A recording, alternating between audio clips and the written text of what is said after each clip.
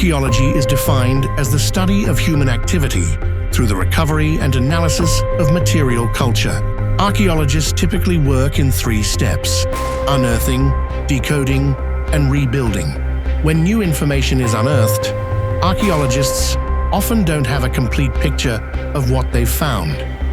So, they spend time decoding and trying to understand how things may fit together.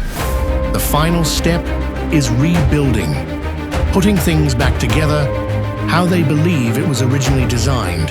The 2026 FIRST Robotics competition game is based on our interpretation of this process and how archaeologists may think past games meld together.